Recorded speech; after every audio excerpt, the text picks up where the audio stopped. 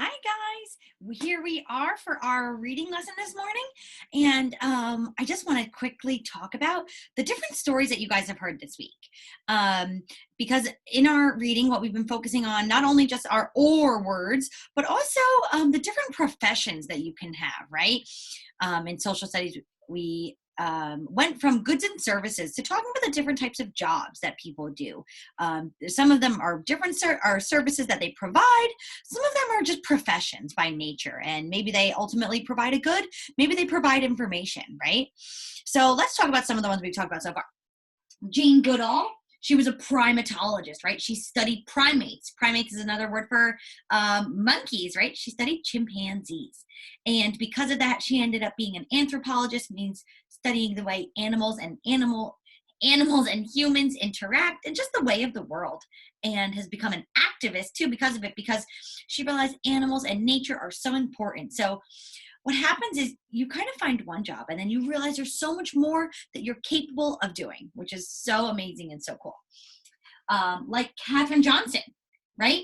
In Counting the Stars, you guys heard how she had a love for numbers, and she loved math, and because of her ability to use math and create these amazing equations in her brain, she was able to work for NASA and figure out how rockets could go from Earth and to the moon and satellite the Earth. So maybe she's working with numbers, but the way that you can apply all of those things is amazing. Thomas Edison and Tomotaka Takahashi, they were inventors, right? They created things. They found a problem. They said, well, that robot is not human-like, right? The robot that Tomotaka had originally studied, right? They said, well, that's not how humans walk. I'm going to make my robots look more like humans. And once he figured out that, he made even more and cool and fun robots too. And then Thomas Edison realized that lights, the way they were, burning from gas and using candles and fire, wasn't safe. So he went out and made the world better by creating the light bulb, right? So they invented something. They took something out of nothing and made the world a better place too. For those of you that are reading our guided reading book, the Wright brothers, right? They were engineers. And so engineers are scientists and mathematicians kind of all wrapped into one, and they're creating, and they were able to create the first flying airplane, right? So what they were doing is amazing too. And who I want to talk to you about today is someone that I know you all love, someone that we're familiar with from school, and the things that he's doing is so amazing. Mo Willems. He is an author. He's an illustrator. He creates plays and movies, and he does all of these amazing things. And I know you guys love him. I know many of you were doing the lunchtime doodles with him while we've been home. So you're already familiar with him, but I just want to spotlight how what you are doing as a first grader is so similar to what he is doing, and you could be just like him if you wanted. Okay, let's see. Mo Willems. Now, what is so cool about Mo Willems is that he has already made more than 60 books, 6 group of 10. Another author and illustrator that we know has made a lot of books is Dr. Seuss. And just to give you a little perspective of how many books Mo Willems has made is, before Dr. Seuss died, he had only made 44 books. So Mo Willems is still making brand new books every day, and he has already made more than Dr. Seuss, and we know so many Dr. Seuss books, right? So just think of how many books out there are Mo Willems for us to read, which is so amazing. So I want to show you this quick little clip, although I know you're already familiar with him. Meet Mo Willems. Hello, my name is Mo Willems, and I make books. That means I write them, I draw them, I think about them, and hopefully you'll read them. I've been really lucky in my career. I get to do all kinds of interesting things. I've made animated films, I've written for television, I've written plays, I've had exhibits, but the thing that I love the most are books. And this is why I love books, because everything in a picture book is unique. Every picture book creator has their own style. They've got their own thing to say, their own way of saying it. Hey Mo, how do you get ideas? So I'm all Remember, idea is one of our vocabulary words of the week. Idea, right? When you come up with something, whether it's from your imagination or from something that you already have been thinking about, and you come up with a new thought, right? A thought that you have in your head, right? Those ideas. So what are the types of ideas that Mo Willems comes up with? always thinking of ideas, and often they come when I don't expect them. I'm walking the dog or I'm having a conversation or something, and suddenly this tiny seed speaks out and says, hey, maybe there's something here. So I go and I try and remember that seed, and I go to my notebook and I put it in my notebook and I play with it and I sort of turn it around and stretch it and take that idea, that little seed, and put it into different positions. And over the years, I have got tons of notebooks of ideas that I can then come back to and see if maybe one seed and another seed, if I put them together, I can make something new or something special. How do the words in your books show what characters are feeling? So that's a topic we talk about all the time, right? That when we're reading, our comprehension skills, right? We want to make sure that we are trying to figure out maybe what Pigeon's point of view is, right? When we were reading our Frog and Toad stories, I asked you guys a few times, well, what was Frog's point of view when he was helping Toad find the lost button, right? Frog felt very hopeful, right? He was happy. He felt good. He was with his best friend. They were out in the woods, and he felt hopeful that they were going to find the button, right? The lost button. Meanwhile, in the same story, at the same exact time, Toad felt so miserable, and he would say, oh, drat. So the way that the author, Arnold Lobel, wrote Frog and Toad, the way that the author uses their words helps us realize what's going on. And I am so excited to share this with you this week because Frog and Toad remind me so much of Elephant and Piggy, right? Two best friends that are not the same, but they love each other. And sometimes they argue a little bit, but at the end of the day, they are still great friends. And it's important that when you're reading a book that you can understand the character and relate it to yourself sometimes. And then when you're able to do that, you can also relate them to other stories. And that's what we call text to text, right? One text, one book to another book. And sometimes the books relate. And it could be Elephant and Piggy and Frog and Toad, right? It could be something, Jacob, when he was doing his favorite character writing, he put text to text with a nonfiction, right? He was telling me that Frog is his favorite character, and he used some information from a nonfiction text, right? So by using different texts to help you understand everything in the world is so fun and amazing. So let's see what Mo Willems has to say about how he helps us understand what the characters are feeling. When I make a book, I see the words as a type of illustration. So when a character is really excited, really angry, I make sure that the words are really big, or maybe I change their color or I change their direction. And if a character is really sad or they're whispering, I make those letters really, really small. Because what I am is I am a director and you are my performer. I am trying to direct you to read the stories in the way that I intended. And so if I slant all the letters, make them metallic, then you'll read them differently.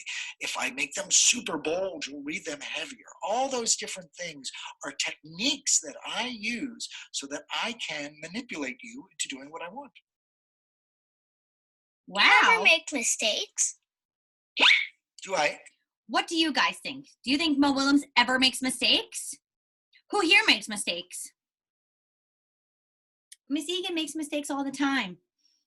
And it's okay to make mistakes. I bet you Mo Willems makes mistakes too. Make mistakes. Yeah, Yeah. absolutely. I make mistakes all the time.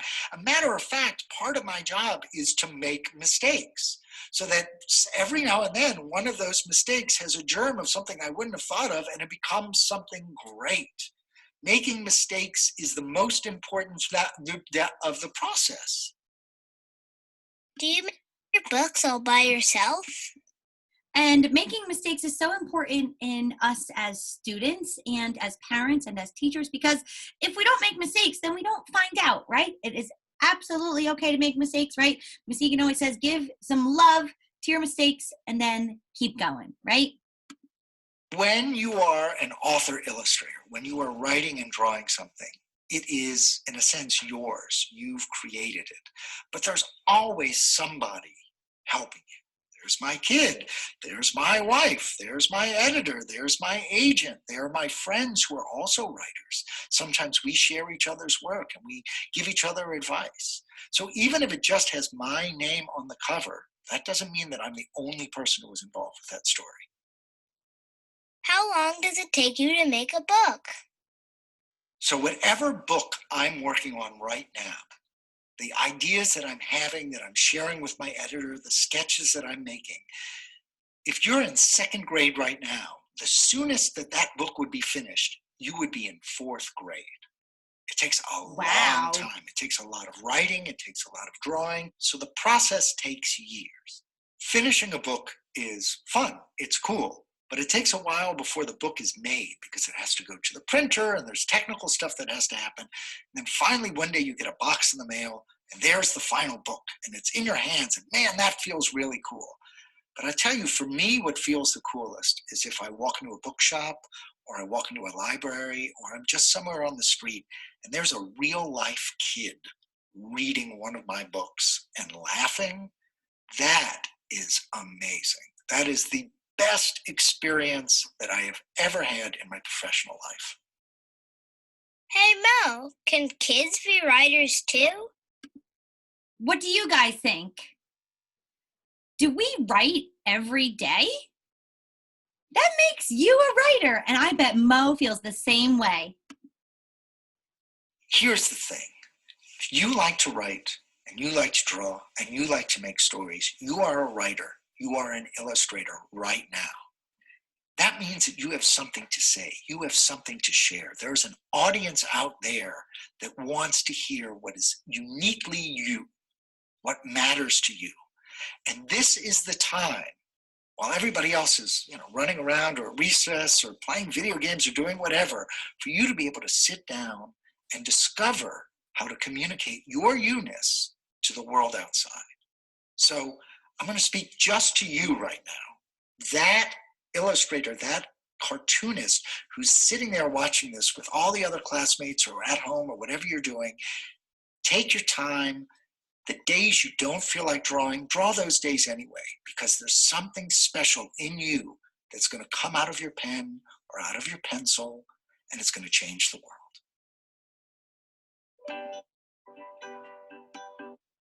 And let me tell you, boys, Mo Willems is so right. You guys are so amazing, and you will change the world one day. And whether you decide it's by being an author and an illustrator, by being a baseball player, however it is that you decide you want to do it, I know that you are also amazing.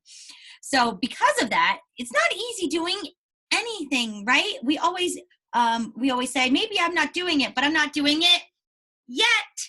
And Mo Willems did the same thing, and he never gave up. Let's read a little bit more about Mo Willems.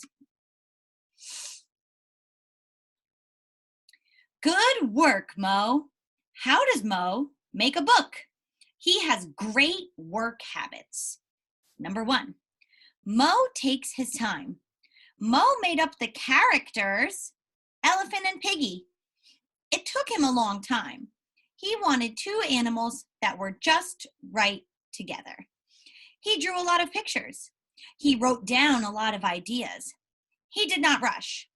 Finally, he had it. Elephant and Piggy were the perfect pair, just like Frog and Toad. Number 2, Mo knows that mistakes are okay. Mo's books aren't perfect on the first try, and he makes mistakes, and that's okay. A pencil has an eraser for a reason, he says. You can erase a mistake and try again. Mo makes a lot of changes on each book. I make many drafts, he says.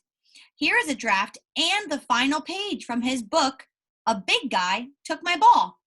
So do you remember at school when we would do a lot of our writing that I would have you guys write a draft and I would come over and kind of edit it a little bit and I'd say, this is how you spell it and this word should go here and maybe a period here or an exclamation point there, right? Those were our drafts. That was our practice writing.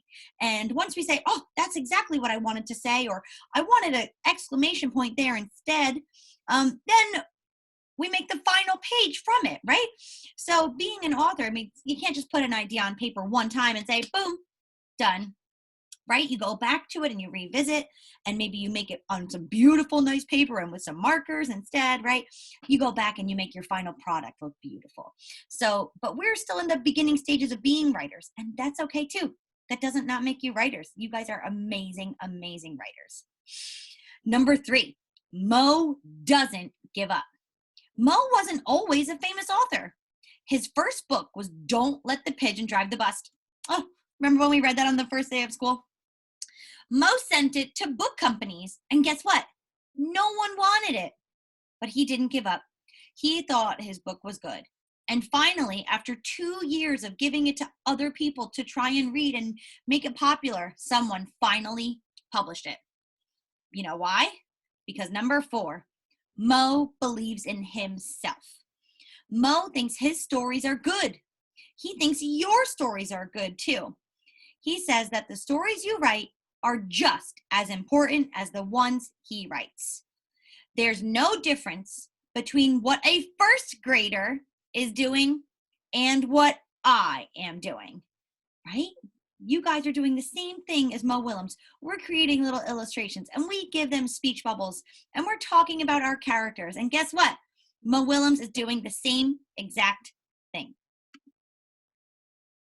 All right. Now let's do a little fun activity. These are different books that Mo Willems made, and we're going to put them in ABC order. So the first one is Don't Let the Pigeon Drive the Bus. Well, A, B, C, D. Absolutely. What letter comes right after D? E. So Elephant Cannot Dance would be the next one. Whoops. A, B, C, D. What should come next? Goldilocks and the 3 Dinosaurs. Oh no, which one did Miss Egan get wrong here? Elephants cannot dance. Oh, I forgot the exclamation point. See, Miss Egan makes mistakes too. The next one would be Goldilocks and the 3 Dinosaurs. We got it. What comes after G? Who is the mystery reader? Knuffle Bunny or Leonardo, the terrible monster? Leonardo, the terrible monster. Leonardo.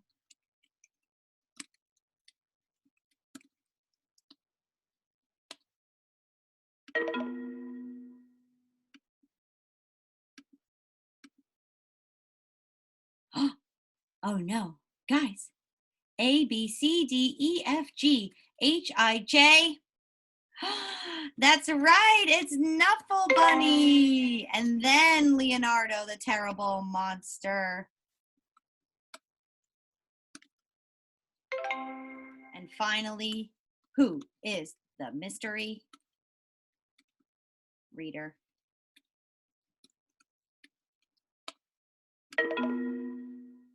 I forgot the question mark. All right, guys. Well, I hope you really enjoyed hearing that all about Mo Willems. I put a little activity on Seesaw for you to answer questions about him. And then there's a fun elephant and piggy page too, where you can create what you think they're saying. I hope you enjoyed so much. I think that you guys are already authors and illustrators, just like Mo Willems, and you keep up the great work every day. I'm so proud of you. Bye.